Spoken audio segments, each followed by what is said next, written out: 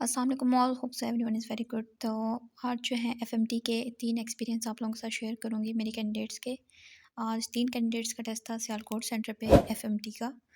So experience जो उन्होंने share किए हैं, इस बच्ची ने मुझे रिटर्न फॉर्म में सेंड किया है। तो लेट्स सी क्वेश्चंस जो उसने मेरे साथ शेयर किए हैं वो हैं molar mass ratio of carbon dioxide and carbon monoxide is. तो आप लोग सर्च आउट कर लें।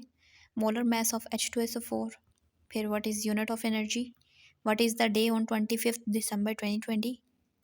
ठीक है, फिर if one hen give an egg in 3 minutes, what will be hen give egg in 6 minutes. फिर largest bird in the world कौन सा है, ऑस्ट्रिच है। फिर है आपके पास वैल्यू ऑफ डेका, तो 10 पावर 1 है। Value of g at height, तो इसने आंसर -10 मीटर पर सेकेंड दिया हुआ है। स्क्वायर है वैसे ये, क्योंकि जी एक्सेलरेशन पे आ रहा है। फिर hen is to chicken and cow is to, तो आंसर उसने बीफ दिया है अकॉर्डिंग टू ऑप्शंस। फिर Pakistan navy headquarter is located in Islamabad. फिर सिनोनिम ऑफ एलिमिनेट, गूगल भी कर सकते हैं ताकि आपको आइडिया। एलिमिनेट का मतलब होता है निकाल देना, रिमूव करना। सिनोनिम ऑफ एब्रप्ट, ठीक है।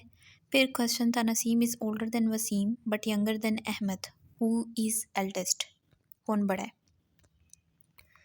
देखें क्योंकि इन लोगों ने एक्सपीरियंस शेयर किए तो थोड़ा सा स्टेटमेंट डिफरेंट भी हो सकता है, बट यह है कि आप लोगों ने बड़े ध्यान से देखना है कि क्या चीज़ कैसे है। फिर है if face is coded as 6135 than S is coded as, तो एस और फेस एफ रिमूव कर दें तो 135 ही आता है। फिर उसने नॉन वर्बल भी बना के समझाने की कोशिश की है कि इस टाइप का था। अब फॉर एग्जांपल ये ऊपर स्क्वायर बना है, उसके अंदर एक और रेक्टेंगल या स्क्वायर टाइप है, वो फील्ड है, लेकिन आगे वो फील्ड रिमूव कर दिया है। सेम एज नीचे सर्कल है, उसके अंदर भी फील्ड है, तो नेक्स्ट में फील्ड को रिमूव कर दें। फिर इस तरह ये क्यूब्स बने हुए हैं, इन क्यूब्स को देखें तो ये क्लॉकवाइज मूव कर रहे हैं, ठीक है। So clockwise movement, anti clockwise movement, mirror image, water image, series, addition of images, 3 different figures, 3 different design, इन सबको फोकस पे रखें।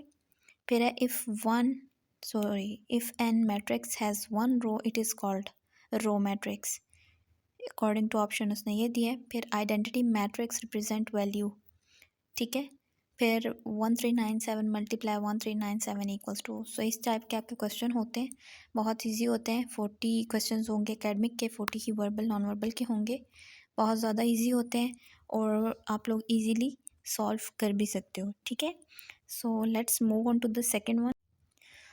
ओके जी, तो ये सेकंड हमारे पास एक्सपीरियंस है, ये भी सियालकोट सेंटर का है। ये तीनों बच्चियाँ सियालकोट सेंटर की थी।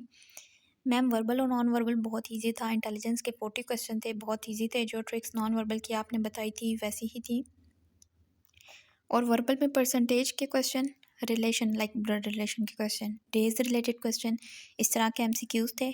और फिर 40 ही क्वेश्चन थे एकेडमिक पोर्शन के, वो भी इजी ही थे।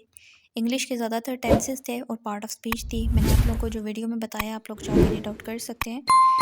फिर लेंस वाले चैप्टर में से थे, केमिस्ट्री के पीरियोडिक टेबल वाला जो चैप्टर है उसमें से थे, और जिसमें हैबर प्रोसेस है, ठीक है, और उसमें से थे। सॉल्वे प्रोसेस में से थे, और 10th क्लास के थे उसमें से थे। और इंग्लिश के कुछ एमसीक्यूज़ ऐसे थे कि इनका सिनोनिम बताएं, और कुछ के ऑपोजिट पूछे हुए थे। मैथ्स का भी उसमें से मैट्रिक्स वाला चैप्टर है उसमें से था, और जीके के कुछ क्वेश्चंस थे। सो कुछ क्वेश्चन मुझे याद है वो मैं बता देती हूँ। केमिस्ट्री के क्वेश्चन थे सोडियम कार्बोनेट प्रिपेयर्ड बाय, तो किस प्रोसेस से प्रिपेयर्ड होता है ये क्वेश्चन था। और एक था कि के ग्रुप्स और पीरियड्स के बारे में था, कि horizontal line and vertical column के बारे में। मैथ्स का था डायगोनल मैट्रिक्स के बारे में क्वेश्चन था। और एक था एडजॉइंट फाइंड करना था, तो एडजॉइंट का फॉर्मूला आप लोग याद रखें।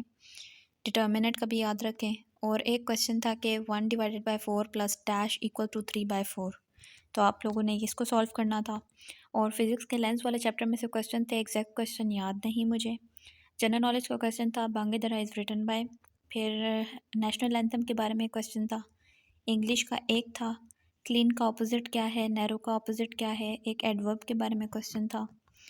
टेस्ट इजी था।